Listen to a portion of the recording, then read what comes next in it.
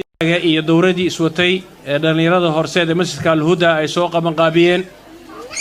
Sheekhana Al-Faadil Sheekh Mustafa Xaaji Ismaaciil Haaruun ayaa u diyaar ah muxaadarada saddexaad inuu nasiyo muxaadarada cinwaankeedu wuxuu noqon doonaa subulu inhaa'il khilaaf wadooyinka loo maro sidii loo soo afjari lahaa ama loo dhamayn lahaa khilaafka ayay ku saabsan tahay marka Sheekh Mustafa waxaan leeyahay Sheekhana Al-Faadil ku soo dhawow masjidka Al-Huda ee in badanna aad noo timid falyatafadal mashkuura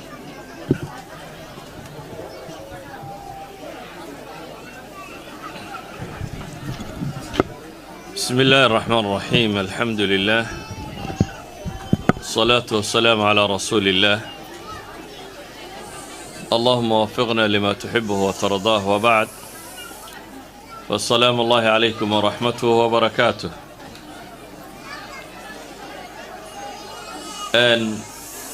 موضوعا كصاب سيسن قابك أما ودوينك اللورد ما يمرنك waxaan isleeyahay waa mawaadiicda Soomaaliya ay ugu baahi badan tahay walidalik ayaan jeclay inaan in badan ku celceliyo waxaynu ogsoonnahay ummadda Soomaaliyeed inay burburtay waxa ka burburayna dawladnimo maaha ee waxa burburay dadnimadoodii dawladdu waa institutions kooban oo markasta la dhisi karo laakiin Soomaali waxa burburay dhaqan iyo hidde iyo dadnimo iyo walaaltinimo iyo waxay wadaagayeen oo tiro badan baa baaba'ay wixii ka dhashayna wuxuu noqday bulshada dhammaanteed inay sudhnaato ama fi'aadka kooxaha bulshada oo dhami koox nabad gashay aanay jirin hadday siyaasiyiin tahay hadday odayaal tahay hadday culamo tahay hadday qabaa'il tahay hadday deegaano tahay cid walba way isu qabatay waxay keensatay Soomaaligu حتى أرجع الصومالي قالوا إنه اللغات كقاركود معنا كسو كردية اللغات العربية مكاتير هذا صوملة القضية والتعبير عصب والنحت يلا قري أرجع الصومالي إنه قضية دوي الصومالية وده هذا هذا يعني وحوي وحن حل هين تذكر إلا جون إلا عربوا سيستويا هو الحليل كريلاي إذا إلى حد إنه نقولنا لغة بني آدم كو أديك سيد الرمز الغط المامو مرنك إيا خلافك إيا ضدك إيسا سودنانتي سوي قاعدة مركز تو صوماليا يسو تكتنا وحي كفكر أن دولة نماين يسميان دورية تبان دولة دوت بين لسان ودونتاه لكن ولي بيسكي ومدو دون سيني سوهاش سويدين تلو حيتهاي Soomaali dadka miyuu ka dhib badan yahay qofkan Soomaaliga ah miyuu ka mushkilad badan yahay miyuu ka dhib badan yahay umamka kale waxa aan rumaysnay Soomaaligu ay umamka waxa la yiraahdaa Soomaaligu inuu umam badan oo dunida jira ka dhib yar yahay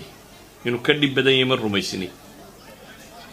ay umamka waxa la yiraahdo waxay isu keenaan inay midoobaan siyaasiyiintu waxay ka waramaan waxa la yiraahdo sideeba bulshada looga dhigi kara homogeneous group dad isku midab oo isku nooc oo isku afkaar oo isku uquula waa waxay u dhisan tahay wasaaradda waxbarashada iyo wasaaratul i'laam inta ugu badan shaqo kale ma qabato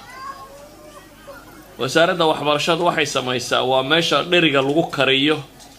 in dhasha iyo da'yarta soo socota isku si u fakari karto وزارة الإعلامنا وماشى الرأي جو مدى لجوب بسلاية وحي للربا لجوب كريه إلى ينتهي كبسلانيسو ومدى الصوماليات مركل لأيغو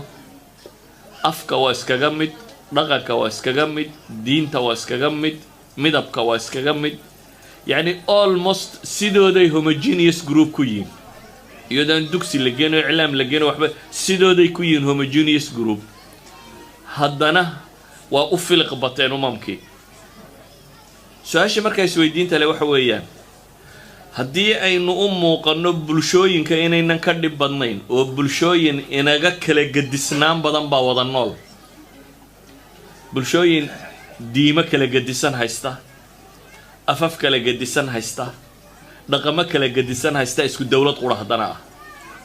meel qura ku wada nool, qaab qura u wada nool, maxaa keenay markaa dad isku diin qura ah oo isku luqo qura ah oo isku af qura ah oo isku midab keliya inayna wada noolaan kari waayaan? dad waxaasoo dhan ku kala gedisnaada inay wada noolaadaan siday u dhici kartay baa isweydiinta leh. waxaynu u baahannahay markaa inaynu wax badan dib isugu noqonno, wax isweydiinno, si aynu mashkilaadkeenna u xallili karno, u qiimayn karno.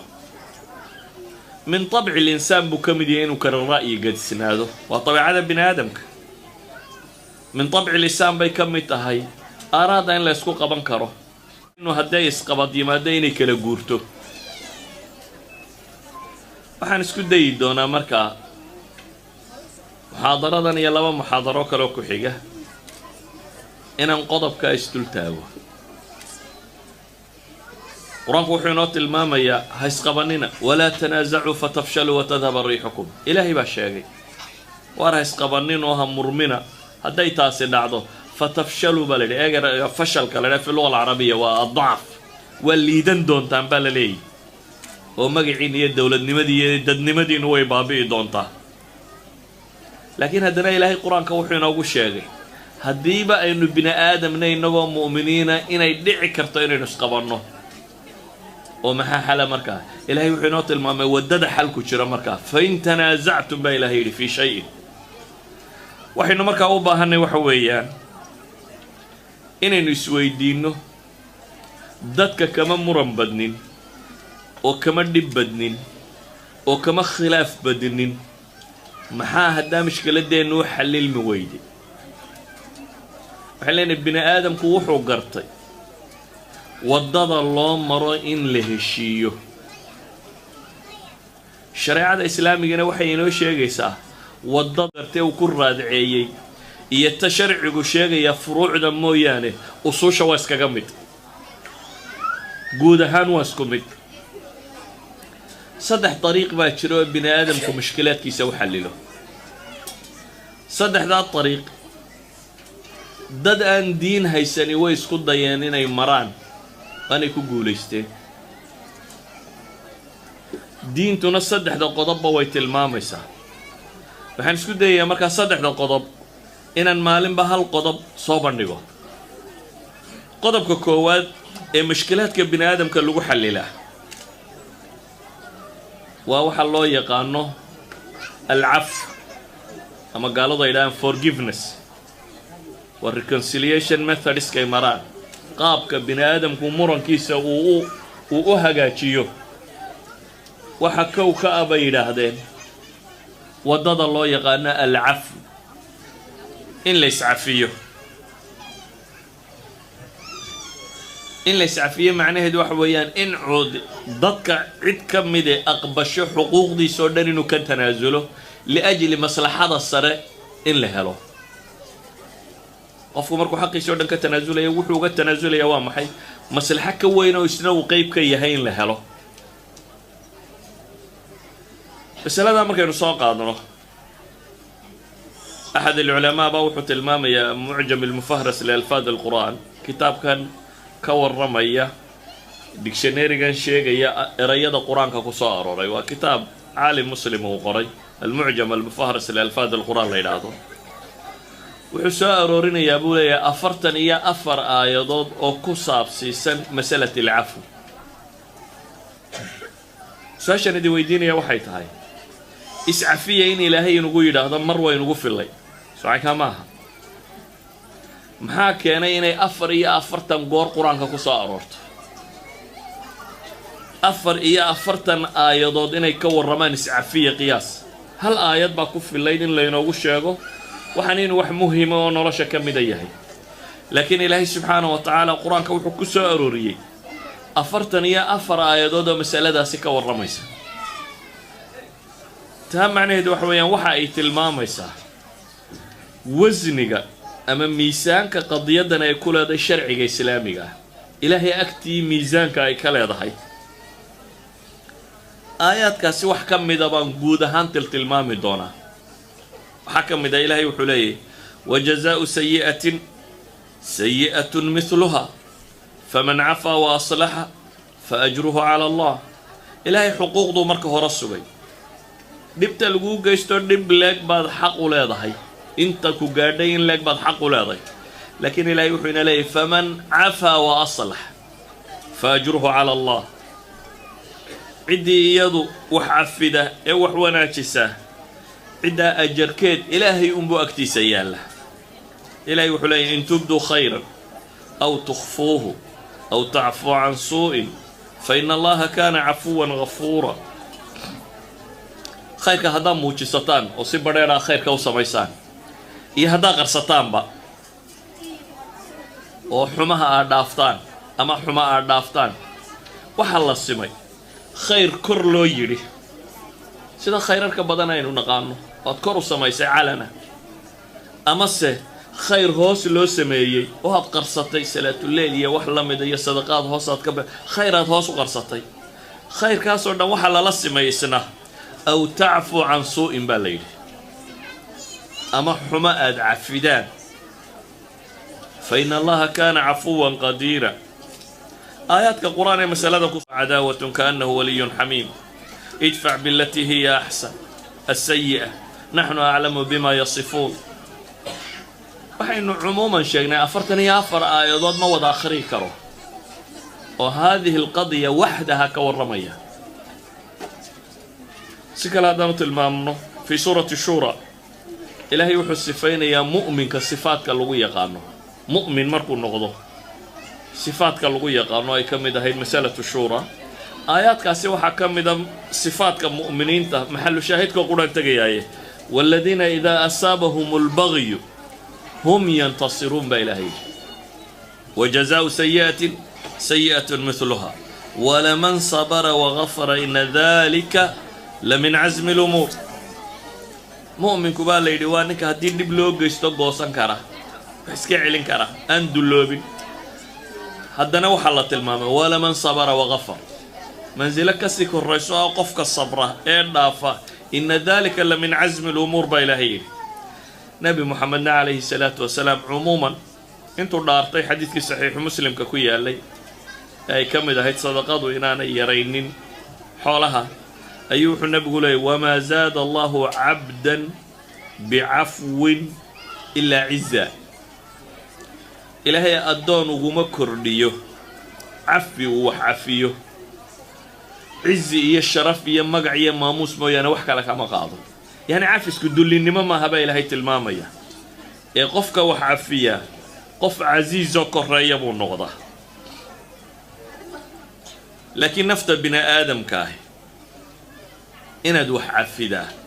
wax fudud maaha waayo min طabci اlinsaan abuurka bini aadamka waxaa ka mid ah xubu اlintisaari waalintiqaam insaanka dabeecadaha ilaahay ku abuuray waxaa ka mid ah inuu jecel yahay inuu guulaysto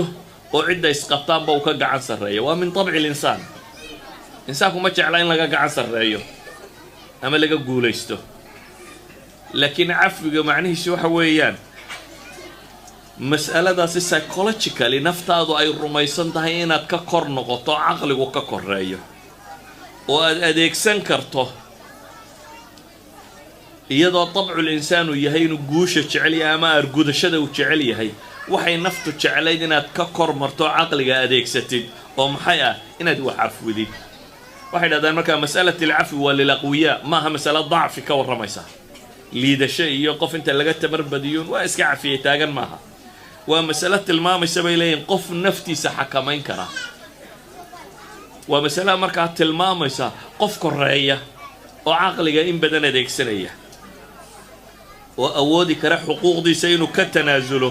can dullin aan uga tanaasulin laakiin can cafwin isagoo wax cafinaya uga tanaasulay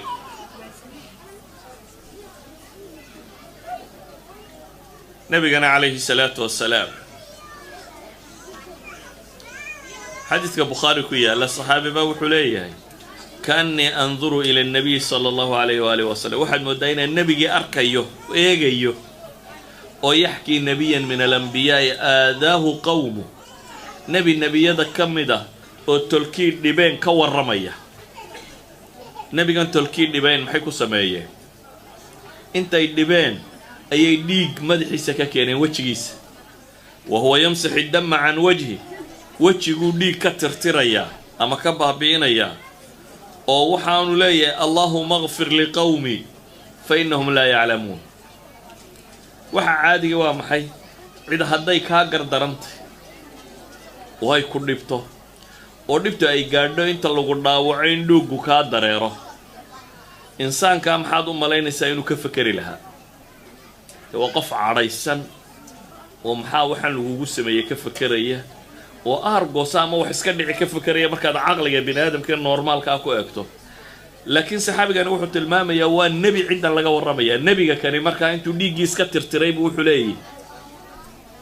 ilaahay uu tolka u naxari dambigooda dhaaf waayo waxba garan maayaan nabi marka hore waxa lagu dilay uu sheegay waa maxay magardan ruwade yani nabi waxaynu naqaanaa waxa uu wadaa waa inuu khayr sheego waa inuu dadka wanaagooda ka talinayo isagoo wanaag ka talinaya abaal markiisu wuxuu noqday maxay in wajigiisa dhiig laga keeno aduu haddaad waxoogaa dadka diin u sheegto ay dhagax madaxa kaala dhacaan maxaad samayn lahayd ilaa kuwa dhulka la goobaad odhan lahayd qaar maaha inkaar baa ku dhan kuwa soocaya maaha laakiin ilaahay wuxuu inooga warramayaa waa nebi khayr sheegaya haddana jawaabta la siiyeyna ay tahay in wejigiisa dhiig laga keeno isagu taa jawaabtu ka bixiyeyna ay tahay allahuma اغfir liqawmi فإنهم لا يعلمون إله تلكي دنبغود اسكعف وحبا قرن مايانه إذا وحن لنا هاي مسألة العفو ومسألة الكبراء ودك ووين بوسكا استاغان وحلا قربا دوقيتي ده هي ددك التالية سياسيين تي الليدرشيب قادة ددك أهي إن الدقم كان يشان نبي محمد عليه الصلاة والسلام قائد الأمة بوها دتك عندي هجامين يسوها الرسول إلهي صادري دولة نمدية ودتك مسلمين أنا هجامين إلهي أمر بوسية خذ العفو وأمر بالعرف وأعرض عن الجاهلين بإلهي مرداد مضح نقطه عدكو عايدة عدكو نبتة عدكو ماكتة عدكو هيفتة واي ميسي إلهي مركا النبي يسوي حكوله خذ العفو عفوي قاضو هيه وأمر بالعرف حمناها طالين سمطلي با إلهي عفوك قاضو مركو هوري دادكو دبتا كاغا إيمانيسا عفسك قاضو طلادا إيا أمرك إيا واحد جيساني سانها النغضة محي وأمر بالعرف سمطلي با ليلي قضبك الصدحات إلهي وحولي وأعرض عن الجاهلين وحمقراتنا كتشيسو يعني دادان kaskood iyo maankooda korranayn baa kula murmi doona ku caayi doona ku dhibi doona kaa hor iman doonta qoladaa ha la ficiltamin baa ilaahay leeyahy ficiltan ha ku dayine acrid baa ilaahay yidhi ka jeeso can iljaahiliin ayuha alaxiba marka adduunka waa kaa aakhirana dadka ahlu jannaha ilaahay markuu sifaadkooda tirinayo جنة عرضها السماوات والأرض وعدت للمتقين مركا إلهي كورمي جنوي عركة يرلولك بلع عود اللاقي هاي أو لود دياريه با إلهي كوا متقين تها كوا متقين تها مركا إلهي سفيني صفاتك كوادا لغت المامي القرآن كقصة أروري وصفات معاملات كورمية الذين ينفقون في السراء والضراء با إلهي تلمامي ولا السوى ذي وحلو كم ده محل شاهدكم بنتجيه والعافين عن الناس با إلهي كسفي والعافين والقادمين الغيظ والعافين عن الناس والله يحب المحسنين أي هيدكو جوا ده والعافين عن والقادمين الغيظ با إلهي كذمجو وأمرك شيء عفك حده سبرار كي يوحي لما إذا مرك عفك حده هلي مرك هذا سمايسو إلهي وحلا يكون والقادمين الغيظ عددو ده ويهليان ويحريان ويحريان معناه دوام حي وحويان قفك بني آدم كاهي إنو عروضا نرشة كميتي سورة قلبها قف بني آدم إلا إذا ولقها عرونه naftu marbay waxay qaadan kari weyda ku dhacaya laakiin respondkaagu jawaabtaadu muxuu noqonayaa ma inaad gacanta fidisaaba halka Soomaalida Soomaaligu hadduu cadhoodo gacantu isticmaalaa hadhow markaa tiraa maxaad waxa u samaysana warwan miir beelay buu leeyahay hadduu ogoliyay maslaxa iyo bal dadkii la heshiisiye markuu xiriyo fanaalba kala riday laakiin ilaahay wuxuu tilmaamayaa waa walkaadimiina alghayb waa duul cadhadooda heli karo joojin kara baa ilaahay yidhi subxaanahu wa tacaala ma intuu cadho dibirsanaado markaa saasunbuu u dibirsanaanaya maya ilaahay wuxuu leeyahy walcaafina can innaas cadhaduna waa degaysaa haddana waa kuwa cafinaya cadhada waxaa lagu ogolaya maalin iyo habeen iyo 3 casho ka badan shareecadu kuma ogola inaad dudmo ku maqnaato walidaalika baa ilaahay wuxuu yidhi walcaafina can innaas weeyaan waa kuwa dadka cafinaya wallahu yuxibu lmuxsiniin baa alla ku tilmaamaya marka aan ka warramayo markaa qadiyadda cafwiga dadka in badani waxay u fahmaan in laga warramayo alqadaaya alfardiya qof dayn lacag kula qof iyo qof nabar la gaarsiiyo qof xoola ka maqan yihiin meelahaasi ka fakaraan maya cafwigu waa fil xayaa kulliha noloshoo dhan baa lagu maamulaa qadaayaadka siyaasiga ha noqoto qadaayaadka ummaddu ay leedahay ha noqoto سياسة الحروب هالنقطة سياسة الخارجية هالنقطة سياسة الداخلية هالنقطة انت بقران قوة الماما مسألة العفو حل كيدوية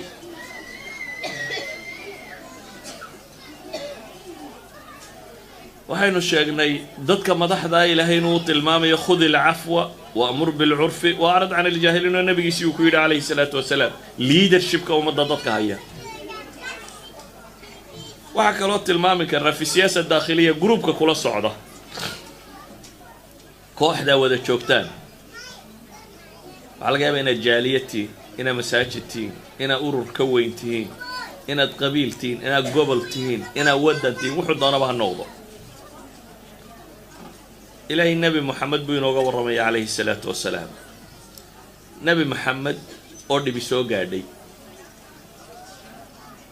قصدي كصاب سنيد غزوة أحد دقال بو صابح النبي لمن منافقين هذا لي عيدا كيس سدح ميلود وميل بي شب صدين تضرب بقلب بو صهر النبي كل نبوة تسدح بقلب حري تضرب دي بقلب صهر دي أيو قلب بور صاري وحولي مر نبه كسو دقينا وح كستو أركتان دقال كيباب بلا مي قال دي بالسيد شبيي nimankii buurta saaraa waxay yidhaahdeen war dee nebigu muraadku lahaa waxay ahayduun dee meesha ayaan laga imanayna gaala jabtayba imanka warma hadhine aan xoolaha wax ka qaadanayna dhaadhiciya bay yidhaahdeen intoodii badnayd baa soo dhaadhacday khaalid bin waliid iyo koox ka midaba waxay aragtay booskaasi inuu bannaan yahay dabeetana xagga dambu ka soo maro muslimiintii baa dib loo jebiyey jabkii muslimiinta dambe wuxuu gaadhay in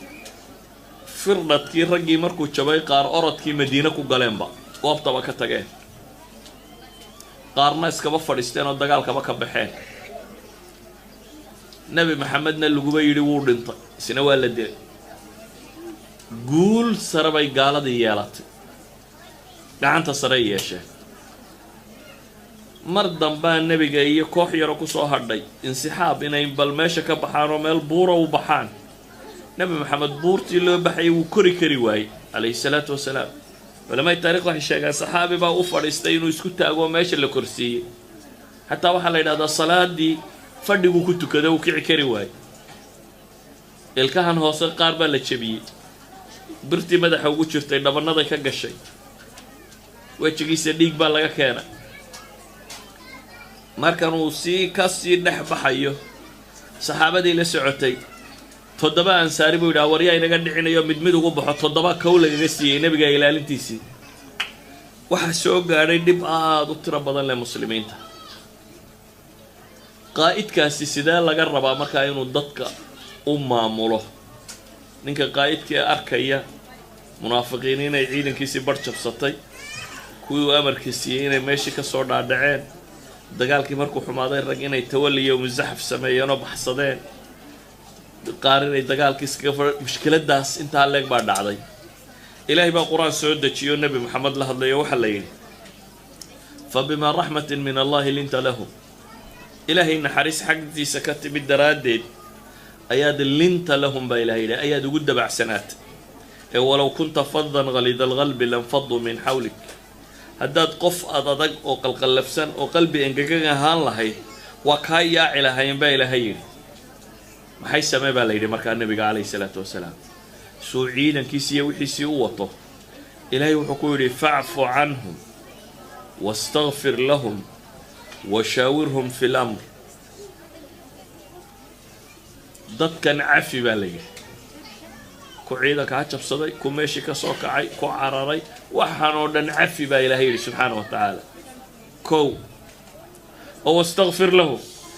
wixii dembi ka dhacayna waa dembaabeene ilaahayna dembi dhaaf weliba u weydiin intaa kadibna taladay kula leeyihin baa ilaahay leeyahy washaawirhum fi lamr arrinta taladana wax ka sii baa ilaahay leeyahy innaga haddii dadku xumaadaana gruub baa waxay dhahaa war dadku waa khayr beelayaale bal inagu aan u shiro oo maaragtay inteennan yari aan dadka khayrka ku afduubno maya dadka lama afduubo ilaahay wuxuu leeyahy weliba taladay kula leeyihin washaawirhum fi lamr waxaan uga jeedaa markaa aayaddani waxay tilmaamaysaa fi siyaasa daakhiliya ummadda in la maamulo oo la wado oo laysu keeno aana gudahaaga burburin qaa'idka iyo leadershipka waxyaabaha koowaada laga rabaa waxa weeye inuu noqdo qof cafwi badan si uu u wadi karo ummadda uu hogaaminayo ama fi siyaasa alkharijiya markay timaado adiga iyo cadowga nabi maxamed iyo ishayeen calayhi salaatu wasalaam gaalo socanka maaha mushrikiin ilaahay aan rumaysnayn ee cid kale ugu shirig yeelaya oo gaalo ah oo gaalnimada ay u dheer tahay colaadi oo nebi maxamed ka saaray maxay dhulkii uu deganaa oo dhib badan u geystay laba qisaan iyana idin tilmaamay nebi maxamed maka markuu arkay inaan waxba la dhegaysanaynin wuu ka baxay wuxuu yidhi bal cid kaloo wax kaa dhegaysata u tag magaalo daa'if la yidhaahdo tegay daa'ifna dhagax baa lagaga soo saaray dib baa loo soo caymadiyey waa la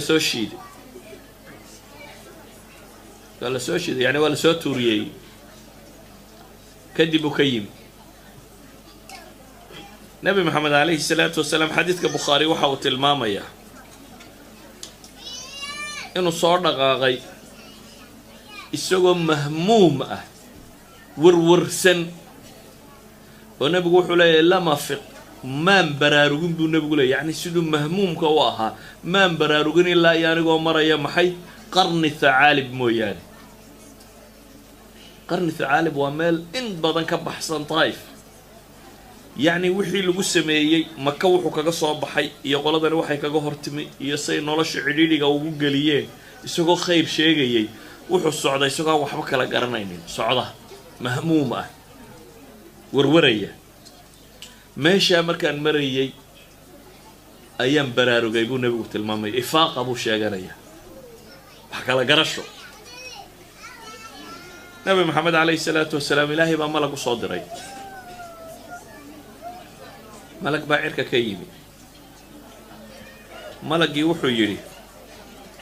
yaa muxamed in allaha qad samica qowla qowmik nabi maxamedow ilaahay waa maqlay tolkaa waxay kuugu jawaabeen wa ana malaku ljibaal aniguna waxaan ahay malagii buurahan wakiilka ka ahaa waqad bacahanii rabbii ilayka litaamuranii bimaa shi't famaa shi't ilaahayna wuxuu ii soo diray maanta inaan adiga amarkaaga qaato malag baa ilaahay soo diray nebi maxamed la yidhi maanta amarkiisaad fulinaysaa haddaad rabta buu leeyahy buuraha labada buurood ee maka hareeraha ka xiga makii magaalo yar bay ahayd waagaa iminka waa buuro tiro badane markaa laba buurood oo qudhay dhexdooda ku taallay magaalo yaroo laba buurood hareeraha ka xigto haddaad rabta buu leeyahay maka labada buurooda hareeraha ka xiga baan goyn dushaan ka saari reer maka waa tirtiraya ee famaa shi'ta maxaad rabtaa adigu haddaba innagu maxaynu yeeli lahayn baad u malaynaysa haddii magaaladan lagaa saaro oo ta kale lagaa soo saaro oo dawakha aad socoto oo aad mirowdo markaad kontineeyo kilomitir marayso haddii ilaahay malag kuu soo diro la yidhaha labadii kooxood maxaa lagu sameeyaa nimankii caynkaa kuu galay ilaw malaa dhulka la goobaa kaa soo horrayn lahayd nabi maxamed calayhi salaatu wasalaam wuxuu leeyahay bal arju an yukhrija allahu min aslaabihim man yacbud allaha waxdah laa yushriku bihi shaya maya weli waxaan ka rajo qabaa amal buu qabaa nabi maxamed calayhi salaatu wasalaam ilaahay kuwaa hadday iyagu xataa ay diideen dhabarkooda in rabbi ka soo saaro kuwa ilaahay keligii caabudo diintan u gargaara yacni mushrikiin buu cafwiga intaa leegu hayay mushrikiin laleeyahay haddii aad rabto buurta ha la saaro oo haddamaan ayuu nebi maxamed wuxuu arkaya calayhi salaatu wasalaam weli inuu rajo ka qabo qiso labaad aan tilmaamno qurayshi nebi maxamed waxay la dagaalamaysay marka aynu ka reebno 2 sannadood oo ay heshiis kula jireen fatxu maka wuxuu dhacay sanadkii 21aad ee bicitadii nebi maxamed calayhi salaatu wasalaam yacni 13 sannadood oo uu maka joogay iyo 8 ka dambeeyey sanadkii 6aad ayaa sulxu xudaybiya dhacay heshiiskii waa buriyeen 2 sano gudahood sanadkii 8aad buu nebigu calayhi salaatu wasalaam dib ugu soo noqday cid aa 21 sannadood ishayseen oo 19 sannadood oo ka mida dagaalku idin iclaansanaa oo istilayseen maalintaad ka xoog badato maxaad yeeli lahayd 19 sano 21 sannadood cid ay ishayseen oo 19 sannadood oo ka mida dagaal dhexdiina u taagnaa ayaad ka guulaysatay oo aad magaaladiisii qabsatay maada tasnac maxaad samayn lahayd nabi maxamed wuxuu yidhi markuu maka yimi calayhi salaatu wasalaam maxaa u malaynaysaan inaan yeelayo isbihinbihis bay bilaabeen marka akhun kariim wabna akhun kariim wakada walaal fiican iyo markan waa laga gacan sarreeya nabi maxamed oo ay xoolihiisii qaateen oo saxaabadan la socota xoolahoodii la qaatay oo raggiisii qaar ka mida sidii loo toorjar garanayay toorjar ku dhinteen reer aaliyaasnoo dhammi toorjarkay ku dhinteen oo ragga qaar sidii loo toorjar garanayay soo baxsadeen oo dhaawacyadii weli ku yaalin oo ragga badh xoolahoodii iyo waxoodii baa lala wareegay oo intaasoo dagaaloo la dilay intaasoo nin oo ragga ka mida lagu dilay nebi maxamed adeerkii baa ka mid ah calayhi salaatu wasalaam xamza bale la qalay oo tamtiil lagu sameeyey oo la googooyey